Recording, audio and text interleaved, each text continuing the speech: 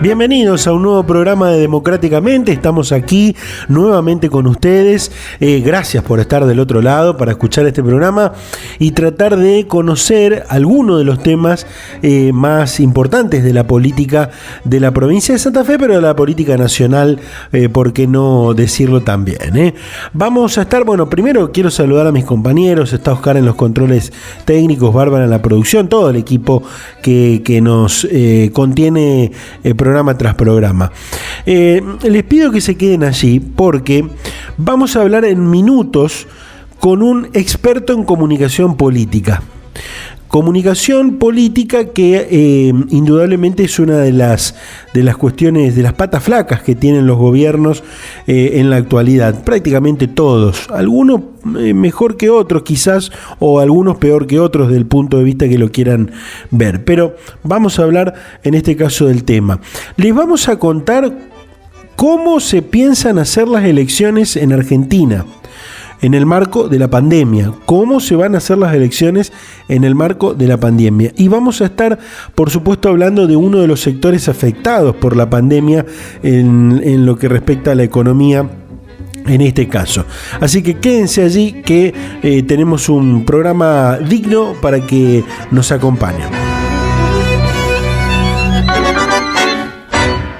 Conoce la actualidad política de la provincia de Santa Fe en Democráticamente.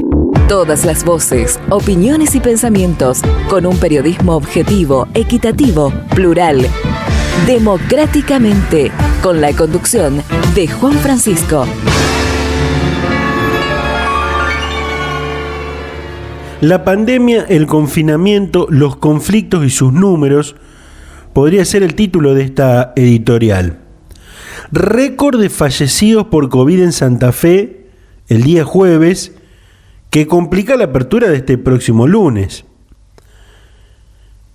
La provincia de Santa Fe registró un récord de 102 fallecimientos de los 551 que se produjeron en todo el país el día jueves.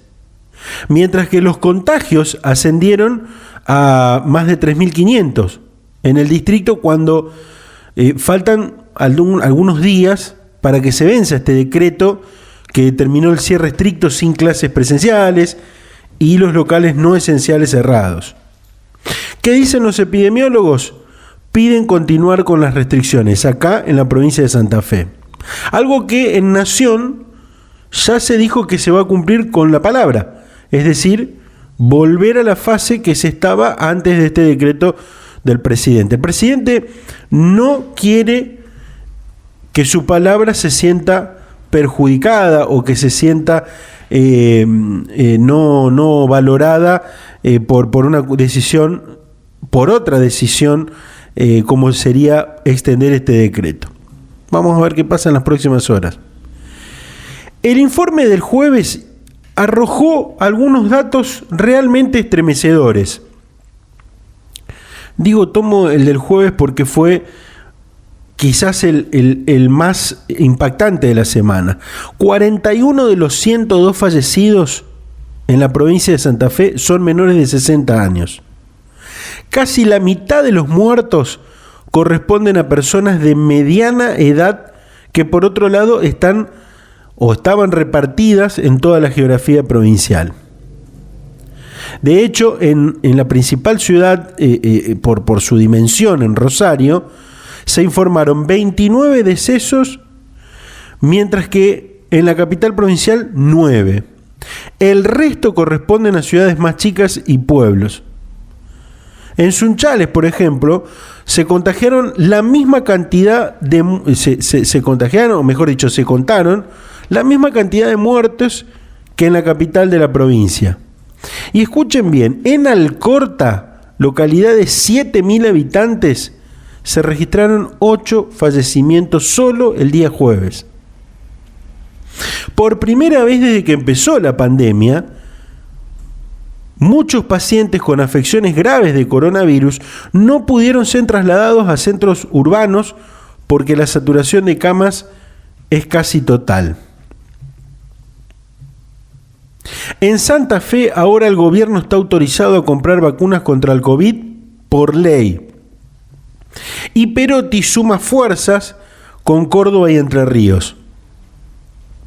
A partir de la autorización legislativa, la provincia está en condiciones de gestionar por su propia cuenta la compra de vacunas contra el COVID-19.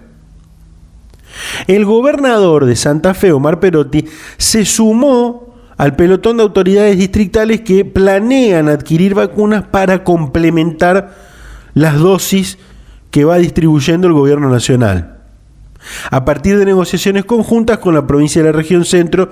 En este caso estamos hablando de Córdoba y Entre Ríos. La estrategia de negociar en conjunto con la región centro permite pensar más peso de negociación y mejores condiciones, como podría ser stock y el precio de las dosis, y también mayor oferta de oportunidades de negocios.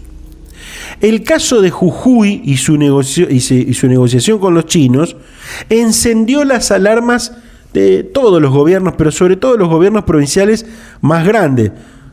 Y Santa Fe no puede estar alejado de esto. Pese al pico de contagios y restricciones estrictas, el gobierno nacional entregó los protocolos a Conmebol y le da luz verde a la chance de organizar como único anfitrión la Copa América.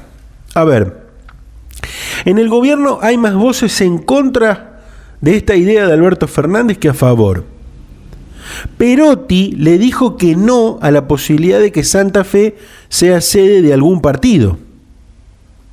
La disputa de la Copa América está programada entre el 13 de junio y el 10 de julio. Es muy probable que la Copa América se juegue totalmente en Argentina, lo que traerá múltiples conflictos dentro del gobierno por las diferencias de criterios y seguramente con la sociedad que vive un marco de confinamiento en el peor momento de la pandemia, donde el sistema sanitario está totalmente desbordado. Bueno, solo hay que recordar que en Colombia las medidas del gobierno por la pandemia provocaron un estallido social que aún continúa y que imposibilitó la realización de la mitad de la Copa América. El gobernador de Santa Fe recibió el llamado de quienes gestionan por el presidente la organización del evento futbolístico de selecciones más importante del continente. Del otro lado le dijeron: Omar, ¿qué te parece un par de partidos? ¿Qué te parece que se jueguen un par de partidos en el estadio de Colón? Y el jefe de gobierno provincial les dijo: de ninguna manera. Estamos pasando un momento súper crítico con la pandemia y no está el horno para bollos. Y seguramente también esto tiene que ver con algo que es importante destacar también: los números. Y a todo esto, los números del presidente y el gobernador siguen en picada en algunos puntos de la provincia. Según una encuesta, Alberto Fernández y Perotti están por debajo del 41%. Una encuesta realizada en Rosario arrojó que los tres niveles del Ejecutivo, nacional, provincial y municipal, Pablo Hapkin en este caso, disminuyeron su adhesión en los últimos 2 meses. Ni el presidente, ni el gobernador Perotti, ni el intendente rosarino Pablo Hapkin superan el 47% en las preferencias del electorado rosarino. Una muestra de 358 casos realizada bajo la técnica del sistema CAWI por la consultora Doxadata entre el 17 y el 19 de mayo arrojó que Fernández, por ejemplo, está en caída libre con una imagen positiva en el orden del 41,2%, cuando 2 meses atrás, en marzo, en la anterior medición de la firma, ostentaba el 45,2% de adhesión. Perotti es el tercero de los 3 mandatarios, porque a diferencia de Fernández y Hapkin se encuentra, según los registros de Doxadata, por debajo del 47% desde junio del año pasado. Rosario es desde el vamos un terreno hostil para el rafaelino que se esfuerza para revertir dichos guarismos. En mayo, Perotti cayó al 38,3% de las preferencias. En marzo estaba en el 40,6%. A ver, hay que tomar decisiones, son momentos de decisiones, son momentos de mucho revuelo, son momentos, por ejemplo, entre esas decisiones de comprar las vacunas o no, son momentos donde la firmeza es lo que va a reclamar la sociedad. No es un momento para tibios. No es un momento para tibios. Así arrancamos democráticamente. Politicadesantafe.com. Toda la información política de actualidad de la provincia de Santa Fe en un solo clic. Todo lo que necesitas para acceder antes a la información. Descubrí politicadesantafe.com. Indudablemente que uno de los problemas más importantes que tuvo la pandemia es la comunicación de la pandemia. La comunicación de la pandemia. Y la comunicación de parte de todos los gobiernos. Algunos lo hicieron mejor, otros lo hicieron mal. Para mí, a ver, por eso es que queríamos hablar con un especialista, con un experto. Y, bueno, obviamente que al buscar a expertos, encontramos a Mario Riorda. En realidad encontramos ya, lo primero que se nos ocurrió es Mario Riorda. Mario, para quien no lo conocen, es director de la maestría en comunicación política de la Escuela de Posgrado de la Comunicación de la Universidad Austral. Una persona muy conocida en el ambiente político nacional, Mario Riorda. Y bueno, y para charlar de todo esto que tiene que ver con la comunicación. Mario, ¿cómo te va? Hola, ¿qué tal? Muy buen día, un gusto. Bien. Mario, para arrancar, en general, usted como especialista en el tema, ¿cree que los gobiernos comunicaron mal la pandemia? No, primero no generalizaría. Segundo, que este riesgo, la aparición de la pandemia, denomina riesgo súbito que agarra en general a los gobiernos con muy baja capacidad de respuesta. Y creo que en todo caso, en esa baja capacidad de respuesta, en general también incluye a la comunicación, ¿no? La ausencia de criterios muy especiales de lo que tiene que ver con la gestión del riesgo, algo bastante ausente en la mayor cantidad de los gobiernos. Sin embargo, muchas veces, más que comunicar mal, lo cual de alguna manera también podría ser eso, hubo una confusión. Por un lado, un exceso de la comunicación de crisis, y la crisis significa mucho más unilateralidad, mientras que la gestión del riesgo exige acciones y visiones muy cooperativas, solidarias, de gestión conjunta o de cogestión, ¿no? Y entonces, en ese sentido, hubo como desacoples, mientras que otros gobiernos particularmente tuvieron un criterio negacionista o bien un criterio todavía de rutina, ¿no? Tratando de actuar como si nada hubiese pasado. No sé si todo corresponde a lo mal, sino más bien a la incertidumbre que generó un proceso sorpresivo, pero también es real que, así como algunos gobiernos pudieron aprender algo, también hubo procesos, ¿no? De gobiernos que empezaron muy bien y hoy no siguen tan bien, o en todo caso también a la inversa, ¿no? De procesos de gobiernos que arrancaron relativamente mal y hoy, en todo caso, en algo están mejorando. No obstante ello, también hay que entender que, si bien literalmente es difícil pensar a la comunicación de la política, porque todo error de comunicación siempre termina siendo un error político, hay circunstancias aún donde la gestión ha dejado consecuencias terribles, por caso Alemania, ¿no? Donde la cantidad de muertes es hoy cercana a las 90.000 personas fallecidas. Sin embargo, se le reconoce todavía lo que fue la labor de Angela Merkel en esa acción comunicativa, ¿no? Hablando con transparencia, hablando con empatía, y en esa transparencia y empatía hablando también con crudeza, ¿no? No mintiendo ni tampoco exagerando, siendo muy realista en sus actos públicos. Uh-huh. ¿Qué análisis se puede hacer desde el profesionalismo cuando desde un ejecutivo comunica a través de videos en redes sociales o la difusión de un PDF, por ejemplo?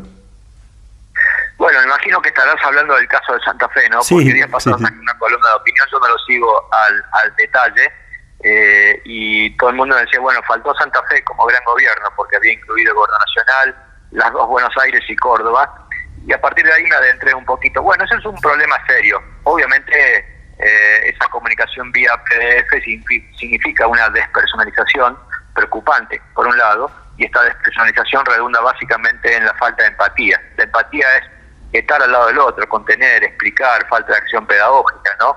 Entonces, esos PDF literalmente representan, por un lado, una rigidez casi siempre asociado a las pautas legales. Los gobiernos tienen la tentación de explicar todo vía decretos o vía leyes, que muchas veces se transforman a PDF, o vía comunicados, que, insisto, no tienen el criterio pedagógico, informativo, hasta si quiere democrático de la interacción ciudadana que una comunicación del riesgo necesita. No nos olvidemos que el riesgo es una construcción social y un PDF no construye. No nos olvidemos que el riesgo apunta a una modificación cultural para que en esa modificación cultural, siendo discretos, cambiemos un hábito, siendo pretenciosos, cambiemos una conducta, es decir, un conjunto de hábitos. Y obviamente eso, simplificando, no lo logra, ¿sí? Entonces, hay que entender que la comunicación de riesgo tiene siempre exigencias muy claras. Necesita de la cogestión, necesita del codiseño y necesita de la corresponsabilidad. Cuando estas tres cosas no suceden, estamos frente a un problema. Los gobiernos casi siempre exigen corresponsabilidad, pero se olvidan de invitar a codiseñar los protocolos del riesgo y se invitan a cogestionar, ¿no? Entonces, la sociedad se siente aislada. Anoche leía de casualidad un informe muy nuevito que UNICEF Argentina acaba de sacar sobre los efectos en la salud mental de la población joven de Argentina, sea de niños de 3 a 12 años, o sea de adolescentes, y era espectacular lo de los adolescentes en los colegios, ¿no? Básicamente todos se quejaban de que los adolescentes es lo mismo, ¿no? Se sentían estigmatizados, pero que se sentían ausentes de todas las regulaciones que los incluían, particularmente en los colegios, ¿no? Es un ejemplo en un ámbito muy importante, muy significativo, donde se discutió y se seguirá discutiendo mucho, de que a la sociedad, y en este caso un sector bien difícil de regular, que son las acciones de la juventud, cuando no se las hace parte, los efectos en sus conductas evidentemente son distintos a los que uno esperaría. Bien. Usted, citaba la editorial que escribió para el diario Perfil, donde habla de los modelos de comunicación y cita, como dijo algunos gobiernos. ¿Se debe tener un patrón a seguir? ¿Depende de la impronta de la gestión, la comunicación? Yo creo que hay parámetros del riesgo, no necesariamente parámetros políticos, ¿no? La actuación temprana, la corresponsabilidad y por lo tanto la cogestión, esto implica acciones cooperativas, ¿sí? El riesgo debe ser asumido como una construcción social, pero de tal modo que no se sienta como una imposición, sino se sienta como una necesidad de ser cumplido. Cuando esto no sucede, evidentemente las chances de comunicar desde el riesgo son absolutamente menores, ¿no? No nos olvidemos los buenos niveles de aprobación, más allá de que en ese momento todavía no era significativa la cantidad de víctimas del presidente al principio, que de alguna manera era una especie de construcción de un constructor de consenso, ¿no? De un consenso técnico multinivel, de un consenso político multinivel y por lo tanto de un consenso ciudadano. En la penúltima aparición del presidente habló esto, lo decidí yo sin consultar a nadie. Y obviamente la crítica y el desmarque de gran parte de los gobernadores fue muy significativo y evidentemente es la contracara de lo que significa una gestión o una cogestión del riesgo, ¿no? Entonces, sobre si hay parámetros a seguir en términos de estilo, no, cada uno lo hace a su modo, pero sí hay parámetros a seguir en términos de lo que son recomendaciones profesionales del riesgo. Según su criterio, ¿el presidente en algún momento se excedió de comunicativo? Yo no sé si la palabra es exceso de comunicativo, sino básicamente ciertas confusiones de lo que significa un gobierno y lo que significa una persona, ¿no? Creo que en el éxito en su momento respecto a los niveles de aprobación, el presidente se convirtió en sí mismo en la comunicación gubernamental, desconociendo que hay muchísimos otros actores que son igual de valiosos que él para construir confianza y mucho más para la acción pedagogía en comunicar el riesgo. Por eso decía que pasó del éxito al exitismo y mucho más tras el caso Vicentín, que significó además una bisagra muy potente en Argentina, ¿no? Cuando digo bisagra es porque aceleró uno de los tantos sesgos cognitivos que tiene la población. La población generalmente mira a la política, en este caso percibe el riesgo, a través de sesgos cognitivos. ¿Qué es un sesgo cognitivo? Un filtro que distorsiona la percepción de la realidad, que todos lo tenemos en más o en menos, ¿sí? El sesgo de confirmación es uno de los más peligrosos para la gestión del riesgo, porque hace que la ciudadanía mire a sus gobernantes y por lo tanto a los consejos para asumir ese riesgo de acuerdo a su creencia política, partidaria e ideológica previa, ¿no? Entonces el caso Vicentín aceleró una grieta que estaba ahí en estado latente, que no se había acabado, pero estaba relativamente quieta, callada, y creo que desde Vicentín en adelante la grieta emergió incluso con mucho más fuerza y más violencia, especialmente en la sociedad argentina. Mario, ¿qué gobierno da mayor credibilidad ante una situación de crisis? ¿El que tiene a su líder poniéndose al frente de la comunicación o quien envía a sus funcionarios que podrían ser expertos, en este caso en salud? Hablando de la pandemia, ¿no? Bueno, si hablamos de empatía, significa el estar ahí, ¿no? La palabra empatía podría entenderse en una mala traducción como equivalente a compasión. Lamentablemente, en una mala traducción, la palabra compasión se le entiende como lástima, en una buena traducción prácticamente sinónimo de empatía. Estar ahí significa el mostrarse predispuesto a entender, significa asumir una ética del cuidado y comprometerse con eso, significa la disposición a entender tu sufrimiento, a entender tu miedo, tu incertidumbre. Creo que quien se aproxima a esto realmente es mejor evaluado, obviamente con políticas acordes, ¿no? Me refiero a capacidad de infraestructura sanitaria, cuidado de salud mental, obviamente ayudas que tengan que ver con lo económico, ¿no? En Argentina hay una puja y además una puja muy ideologizada respecto de estos variables, particularmente en el dilema libertad-salud, salud-libertad, o economía-salud, salud-economía, como quieran verlo, ¿no? Esto se denomina clivaje en la ciencia política, que son posturas dicotómicas en torno a temas. Uno daría la sensación que ninguna de las dos cosas son excluyentes. Lamentablemente, en el énfasis que el gobierno le da una y a la otra, sí se transforman, si no en excluyentes, por lo menos en preferentes, una por sobre la otra, ¿no? Me parece que la retirada de los gobiernos es un acto pícaro, ¿sí? La retirada de la escena, para no pagar costos. Creo que yo hablaba en esa misma nota que citaste del modelo Córdoba, ¿no? Es un modelo pícaro en el mejor sentido porque cuando casi siempre habla a posteriori de que el gobierno nacional dictamine, incluso habiendo hablado previamente con estos gobiernos, alguna medida nacional, ¿no? Y cuando el gobierno rigidiza las acciones posibles, casi siempre el modelo Córdoba en parte flexibiliza, y si el gobierno flexibiliza, el gobierno de Córdoba flexibiliza un poquito más, ¿no? Y en esta situación donde está Córdoba está absolutamente estallada en términos de casos, literalmente asumió y en silencio la total disposición del gobierno nacional.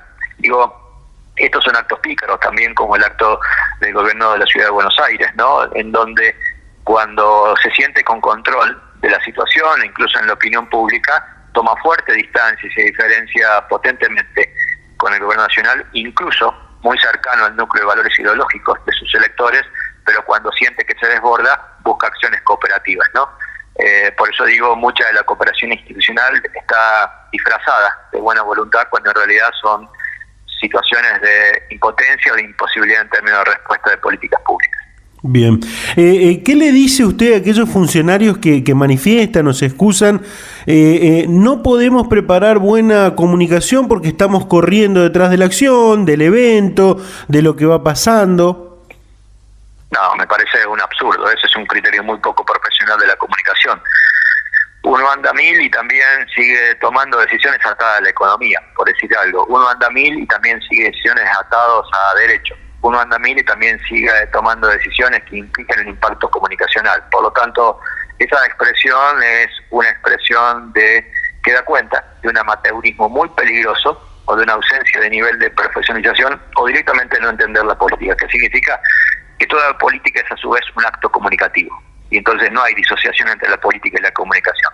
Simplemente hay mejor o peor comprensión de este fenómeno, que en realidad es un fenómeno esencial, ¿sí?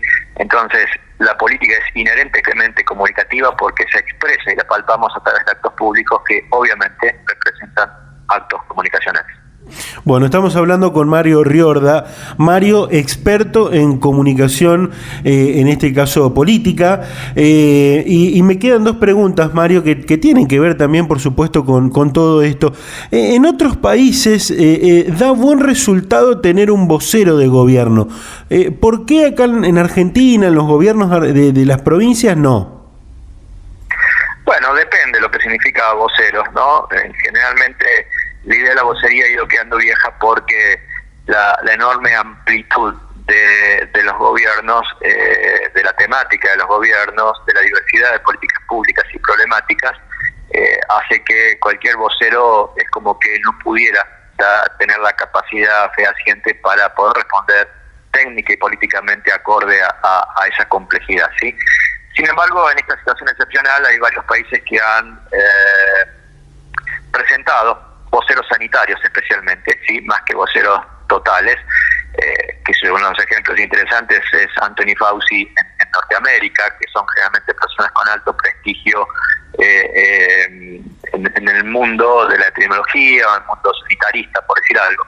Pero lo cierto es que a la larga esas vocerías técnicas fueron muy importantes en el principio y se fueron desdibujando, ¿no?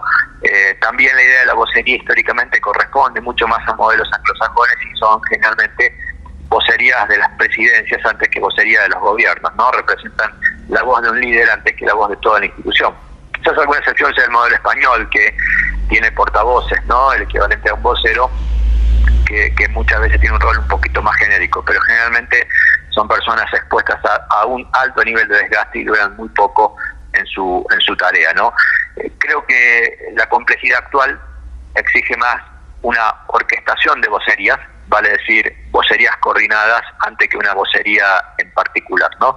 Siempre es un riesgo el exceso de una vocería única, incluso con la máxima autoridad. Hace un rato decía del propio Alberto Fernández, ¿no? Cuando se convirtió en vocero único de su gobierno y los problemas que eso acarreó a él y también a su gobierno. Entonces, habría que discutir seriamente la eficacia de la vocería en estos tiempos. Bien. Mario, para cerrar, ¿cómo debería encarar la política en general la comunicación electoral en un momento de crisis como este?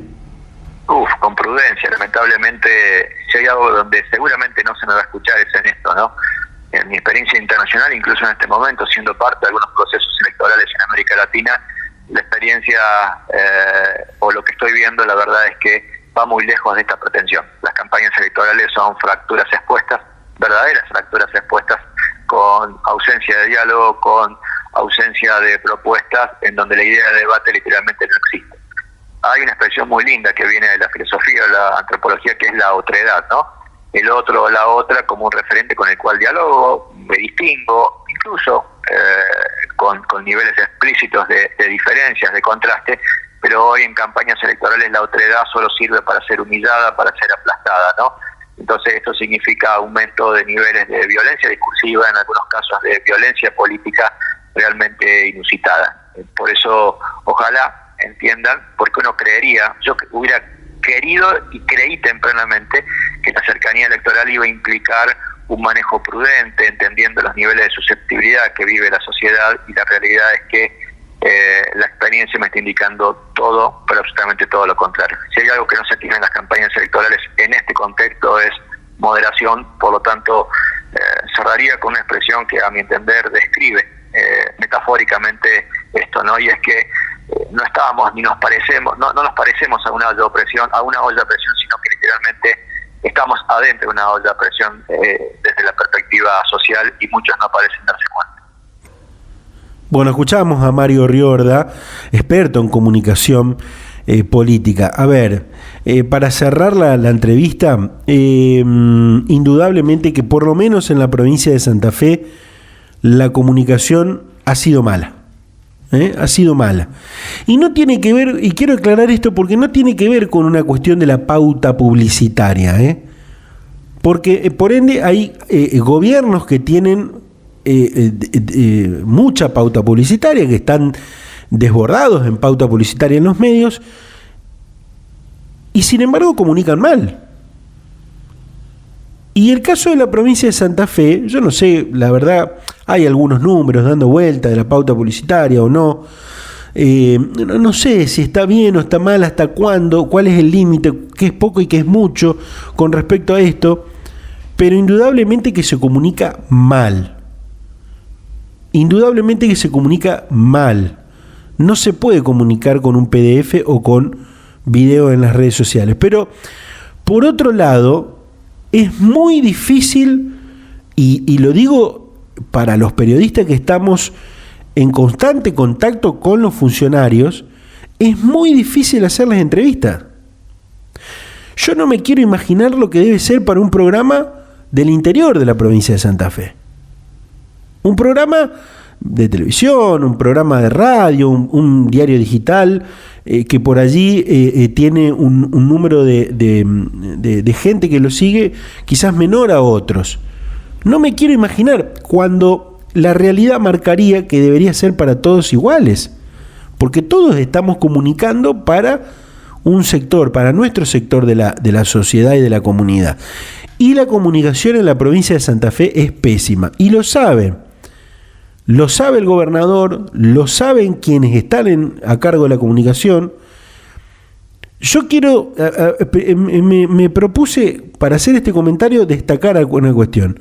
Hay ministerios donde al menos los que están a cargo de la prensa, de los ministros, son realmente muy piolas.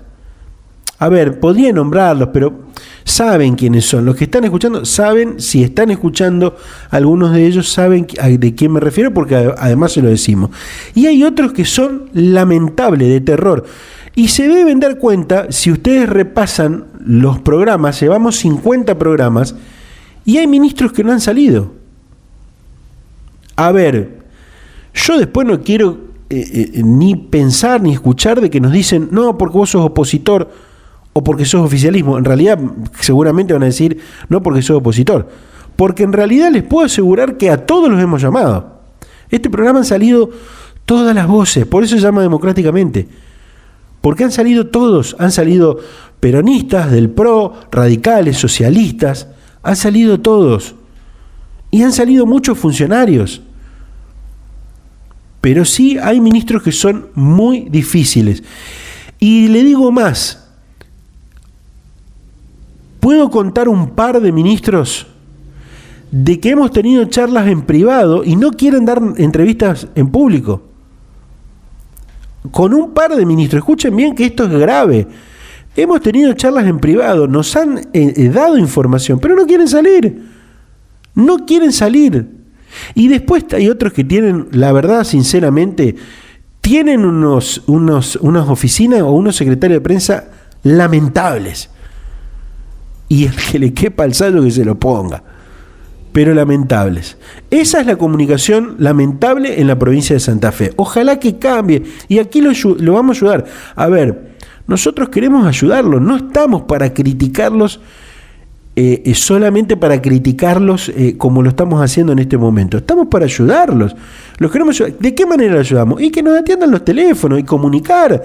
Y generarle la confianza a la gente de un gobierno. Hoy necesitamos, los ciudadanos, confianza en nuestros dirigentes, en nuestro gobierno. Y ojo, porque esto también hace perder votos. También tiene que ver con lo electoral.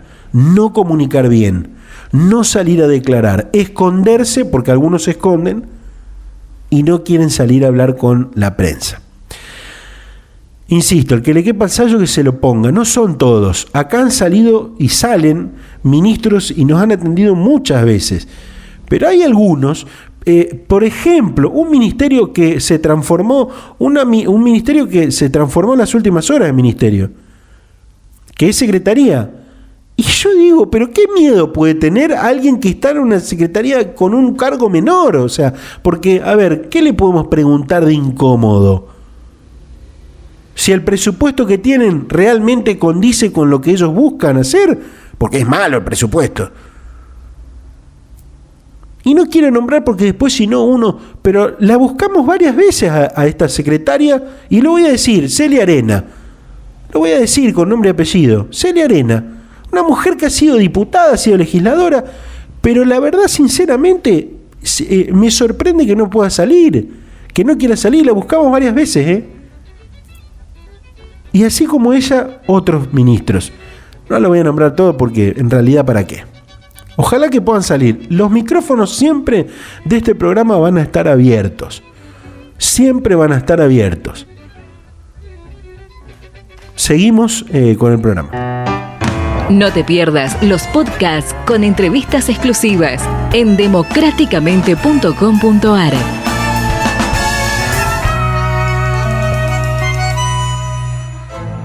politicadesantafe.com. Toda la información política de actualidad de la provincia de Santa Fe en un solo clic. Todo lo que necesitas para acceder antes a la información. Descubrí politicadesantafe.com.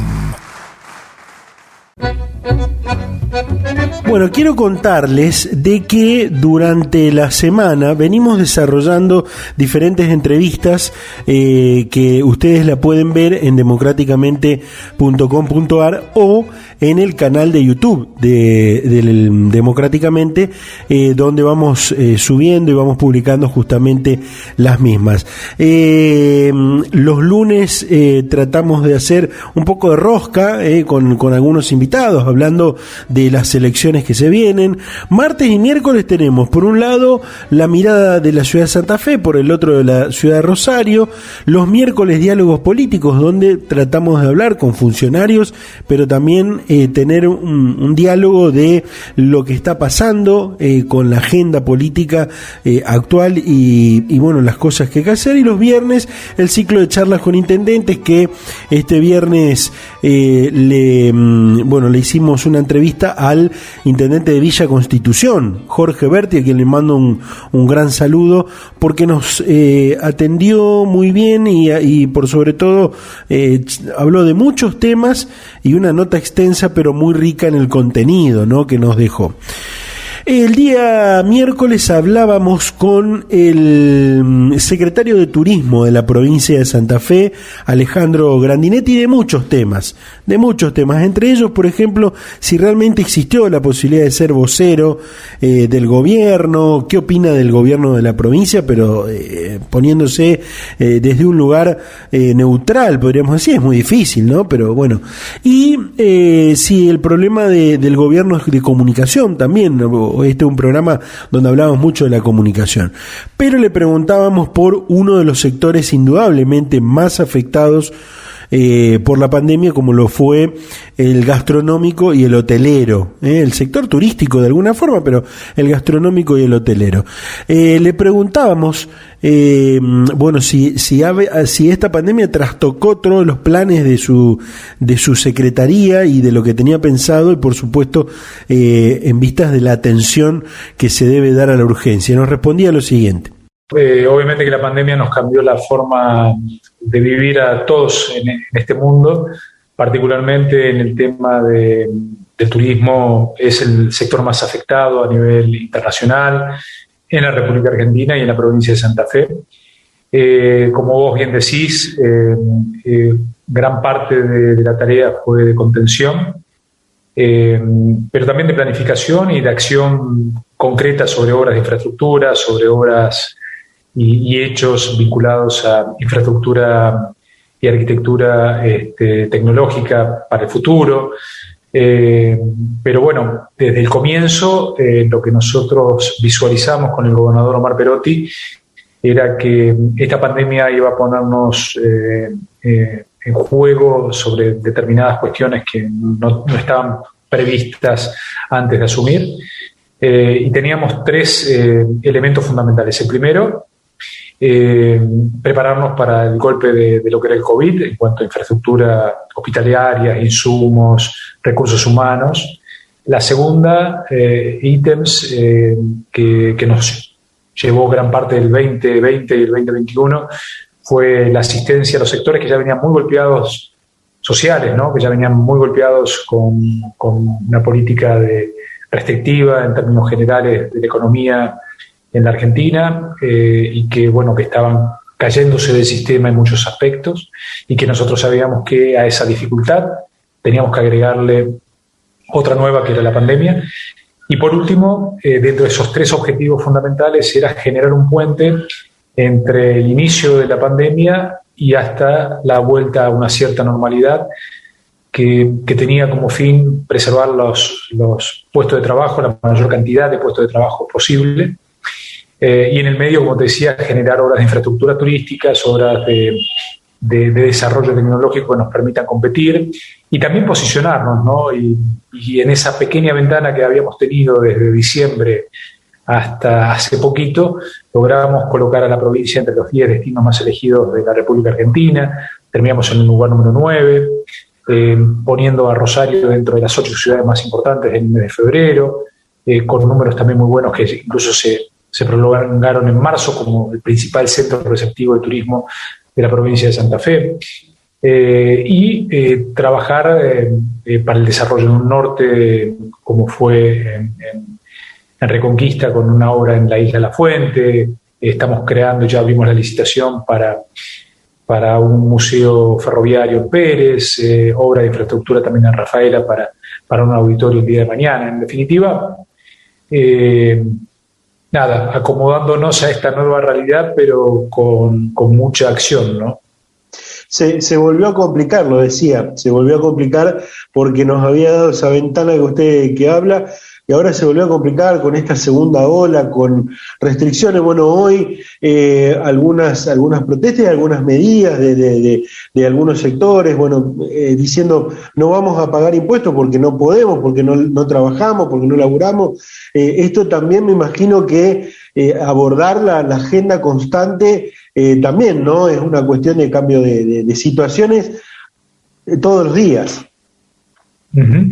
Tal cual, es como lo comentás, dialogábamos con Walter Agosto la semana pasada sobre, la provincia a su vez también necesitaba ordenar su frente fiscal, porque la verdad que encontramos bastantes dificultades al momento de asumir, o sea, hacía 6 meses que no se pagaba la obra pública, había una deuda muy importante a contratistas del Estado, los sueldos se pagaban con créditos que se tomaban a una tasa realmente exorbitante, había que ordenar también para poder luego poder tener políticas activas. Ordenamos, generamos políticas activas de ayuda, estamos pensando ahora en los últimos 15 días ayudas directas para los empleados de los hoteles de la provincia de Santa Fe. Estamos llegando cerca de 2.000 personas, evitando de que efectivamente se cierren los puestos de trabajo, se cierren los hoteles, porque sabemos lo que cuesta luego abrirse.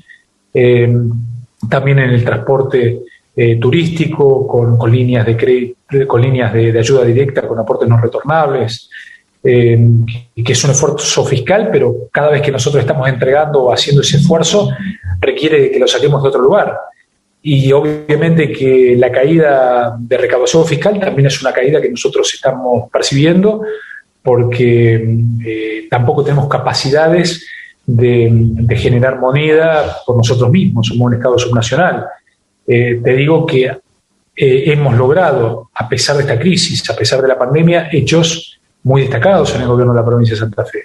Hitos como, por ejemplo, un boleto gratuito educativo, como conseguir con billetera Santa Fe, descuento de hasta un 30% para nuestro sector, que no era un sector, el turismo en la provincia de Santa Fe, el turismo receptivo, no era un sector que tenía estímulos por parte del Estado. O sea, estamos volcando muchos recursos fiscales también a mantener la demanda, que también entendemos con el gobernador, con el ministro de Economía, con el ministro de la Producción, que esa demanda sostenida nos permite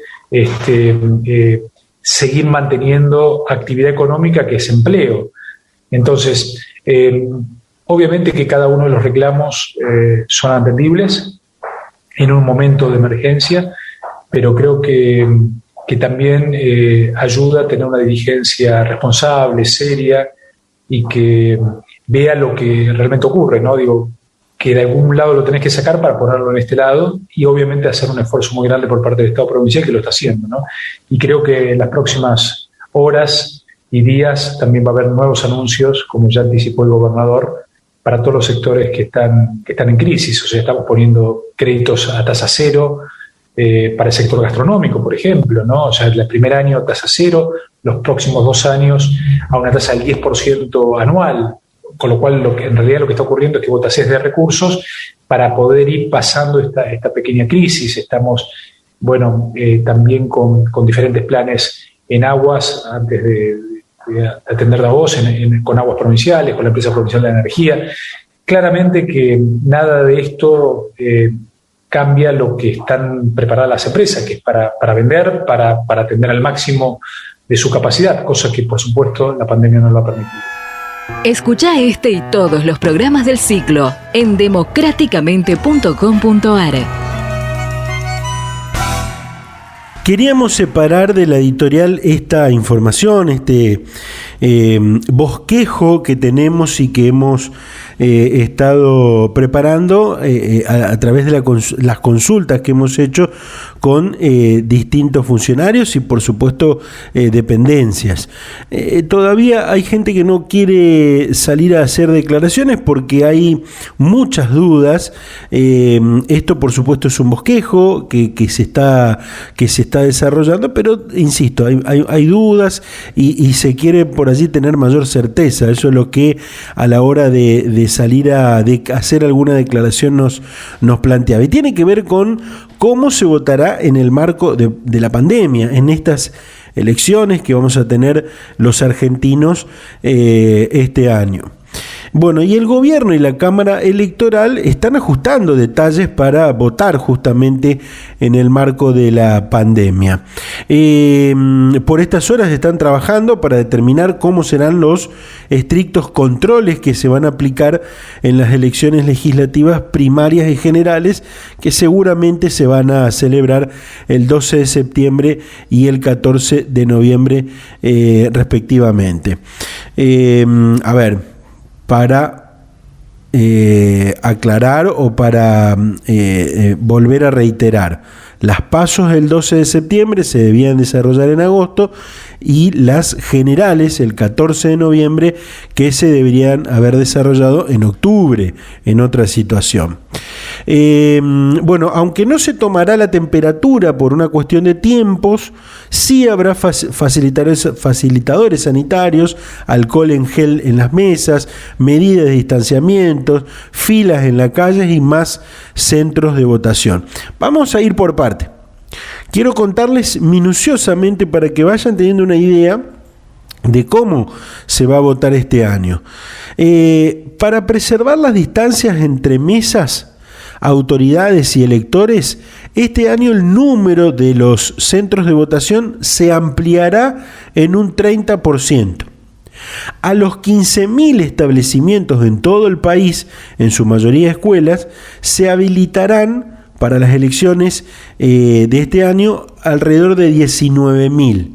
Se sumarán otros, en este caso pueden ser clubes, por ejemplo, es lo que está estudiando justamente la Cámara Electoral y el gobierno.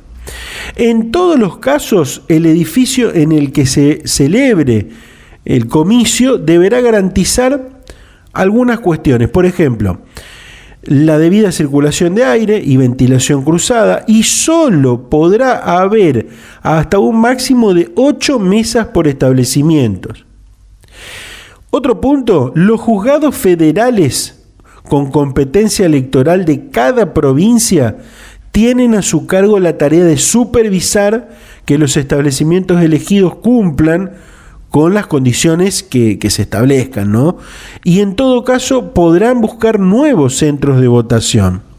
Es por eso que probablemente la mayoría de los ciudadanos deban concurrir a votar en un lugar diferente al que lo hizo la última vez.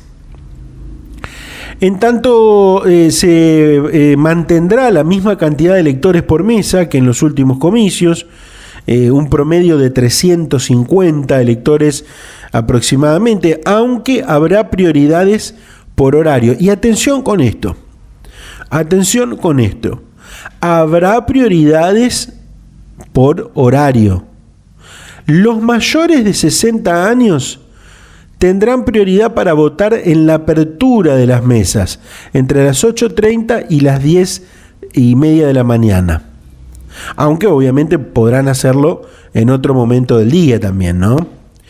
Y el cierre de las escuelas será como siempre a las 18. Había por allí alguna idea de que se pueda extender un poco más.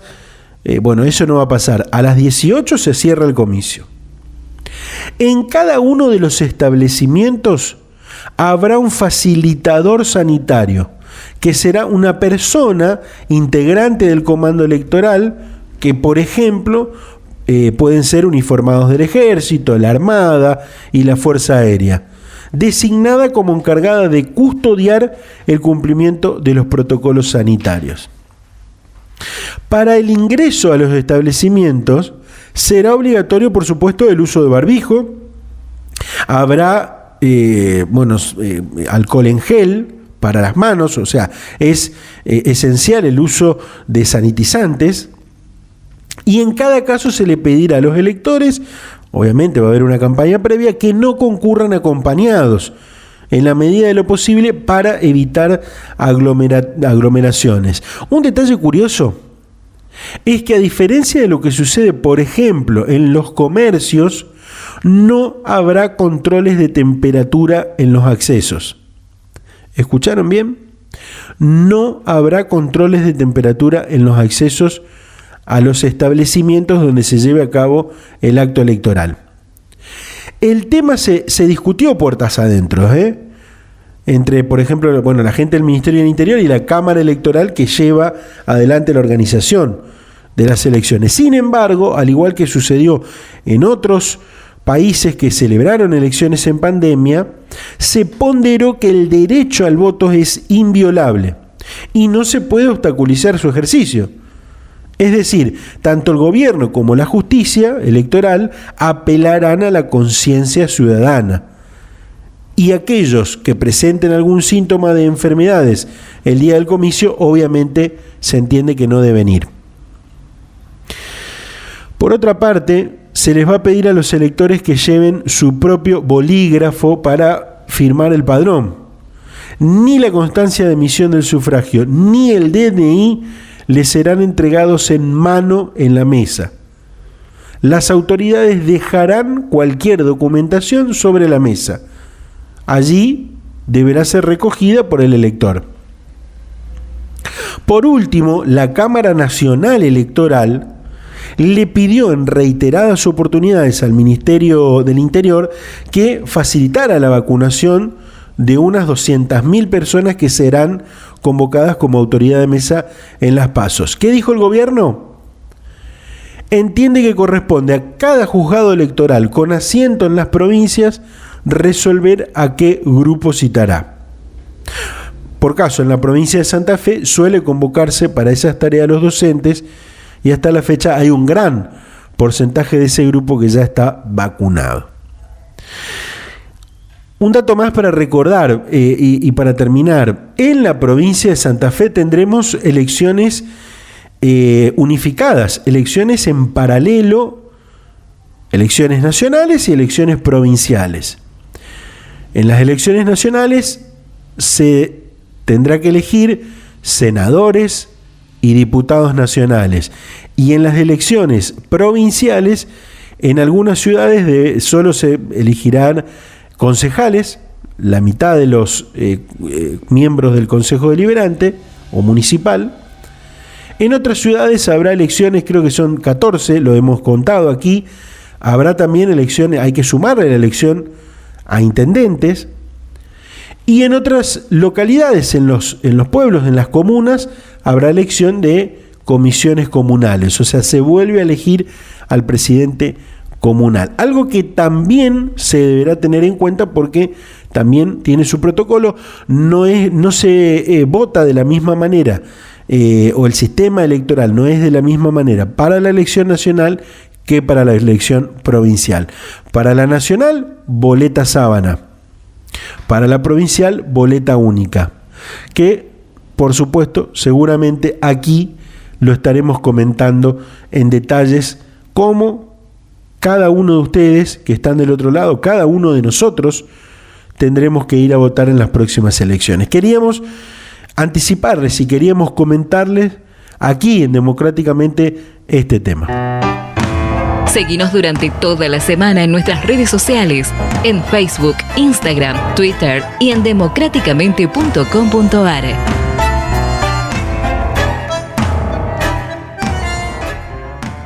Bueno, hemos llegado a la parte final de Democráticamente del día de hoy. Insisto, como siempre digo, les quiero agradecer por acompañarnos. Les recuerdo que nos pueden seguir a través de las redes sociales, en Instagram, en Facebook, en Twitter y en la web, en democráticamente.com.ar, para encontrar un material que vamos haciendo durante todas las semanas, entrevistas, editoriales, podcasts. Bueno, van a encontrar, y por supuesto también la posibilidad de escuchar este programa nuevamente. Así que también visiten democráticamente.com.ar y allí nos van a encontrar durante toda la semana. Agradecerles, como siempre les digo, y bueno, seguramente la próxima semana nos van a encontrar aquí nuevamente para hacerles compañía y con esta hora de radio de política, de la política de Santa Fe y Argentina. Que tengan ustedes un buen resto de jornada, buena vida, chau chau.